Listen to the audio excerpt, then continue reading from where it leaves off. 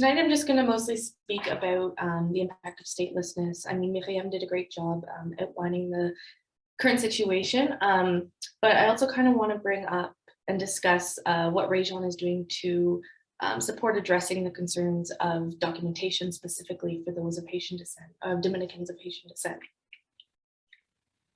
So first, what is statelessness? So statelessness legal definition is a person who's not considered as national by any state under the operation of its law. This means that a stateless person does not have a nationality of any country. Some people are born stateless, and especially in the case in the Dominican, others become stateless. The majority of stateless people in the Dominican were born in the Dominican itself, and they've lived there their entire lives.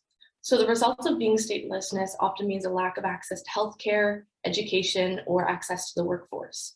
So healthcare workers also often refuse service to those who are undocumented. Even when they may access services, there's often this risk of deportation as well. Children are often turned away from school registration without citizenship proof, and many are also turned away from writing their national exams that are needed to graduate. Access to the legal workforce is also not possible to most undocumented people, and this can result in low-wage labor, labor exploitation, and working piecemeal jobs in the informal sector, or no access to livelihoods at all. So being without documentation can also result in arbitrary arrests, deportation, and other state violence. So in the Dominican Republic, as Miriam mentioned, in 2013, there was a legal change that deprived hundreds of thousands of Dominicans of Haitian descent of their Dominican nationality, covering the period between 1929 to 2010, leaving them stateless. This means that if a person was deemed by the Dominican government to be of Haitian descent, and they were unable to prove that their ancestors had arrived at the Dominican in a documented way, keep in mind there's also been decades of the Dominican reclassifying what's considered proper documentation. Going all the way back to 1929, they lost their Dominican citizenship. And of course, because of those who were born in the Dominican, a lot of them were not eligible for Haitian citizenship either, which resulted in an estimated 200,000 people remaining stateless in the Dominican Republic. So the places that Région is working right now when it comes to documentation is a small community called Barrio 41. So our current documentation project is in Barrio 41 near Consuelo, which is in the east of the Dominican Republic, about halfway between the capital of Santo Domingo and Punta Cana, which I know a lot of Canadians see as a vacation destination. So through this documentation project, we're working with Escala. So Escala is an organization located in Consuelo, which Région has a strong connection with. Escala has a highly qualified legal team who has specialized in assisting Dominicans of Haitian descent with obtaining their documentation, but is also involved in advocacy. So they actively pursue documentation and advocate for the rights of those of Haitian descent in the Dominican, as well as support healthcare access to those who have been denied due to financial or documentation barriers. Excuse me. So the documentation project is supporting Barrio 41 as mentioned, and Escala provides legal aid, financial resources, technology access, all throughout the process of documentation, and supports stateless people through the bureaucratic and judicial process to become officially documented within the state. These processes themselves are often constantly changing, as well as bureaucratic barriers are constantly reinstituted, creating new barriers and more time constraints that further affect those who require documentation. But each case is different and they each have their own individual barriers.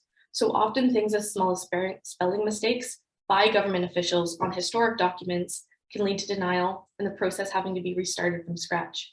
Of course, many stateless people may not have access to their parents or grandparents, or even in some cases, great-grandparents' documentation to prove this lineage, which is an additional barrier. Those documents need to be found, acquired, or corrected before the process can even begin, which clearly is often not feasible. Many times there's also financial barriers in accessing documents, and even the financial barriers in traveling from the barrio to government offices are often very high. But Escala and their support staff really works with individuals to overcome these barriers and receive documentation. It's also important to note that women have additional barriers. So often letters from employers are needed to acquire documentation, but most women work in the informal sector, such as housekeeping or small scale vendors. So they're not able to acquire letters in some cases for some forms of documentation. And for children, even when paternity is never in question, mothers are often burdened with obtaining costly paternity proof to register their children. And there's also been an increase in police targeting of pregnant women and mothers of young children with risk of deportation when they're accessing healthcare services. So this often leads to untreated health conditions, putting them and their children's lives at risk.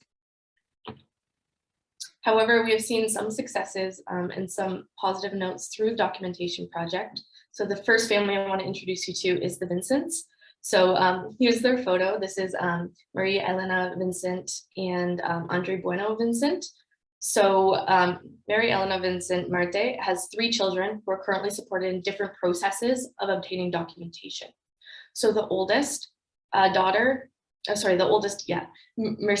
Elena Bueno Vincent is 20 years old, and she recently gave birth to a son, and she's currently going through the judicial process, pending a DNA test to resolve errors in her birth certificate that prevent her from being able to attend a personal and electoral identity card. So then she can afterwards declare her newborn son's birth.